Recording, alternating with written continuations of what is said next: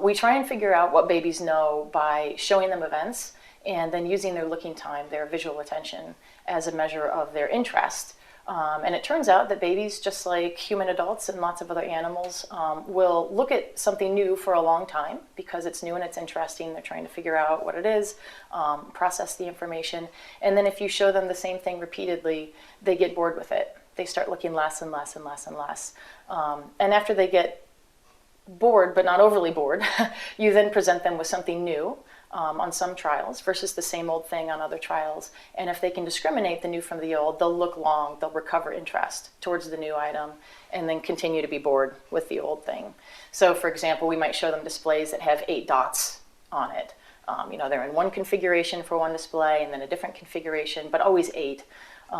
We do this at least 6 trials, sometimes up to 14 trials. It depends on how quickly the baby gets bored, which varies across infants.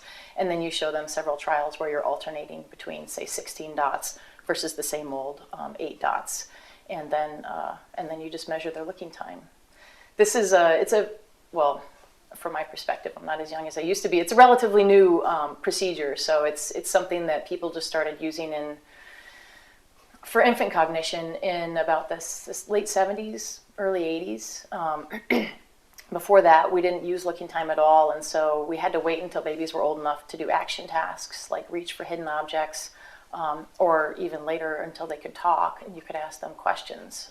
So since, in the last 3 decades or so, we've been able to really kind of look into the mind of an infant in this indirect sort of way and figure out what they're thinking about in there. Our earliest study has been 5 months of age, but some labs go all the way down to 2 months with looking time type studies. It's hard to do younger than 2 months with looking time because they're not in great control of their eye movements before that. And in particular, they're not so great at disengaging from a stimulus. So when you get tired of looking at something, you just look away. And babies use this very often to control their arousal state. So if you're showing them something that's really intense, it might be overstimulating, and they can lower their arousal by looking away from that stimulus. If something's too loud, or if it's too bright, or too busy, too complex of a pattern. And the young babies are not so good at that. And the habituation technique that I described, where you show them the same thing over and over again, that's called habituation when they get bored with it, when they get familiar with it, depends on them being able to look away. So in order for their looking times to get shorter, they have to look at it initially and then be bored, look somewhere else. And the young babies aren't so great at controlling that.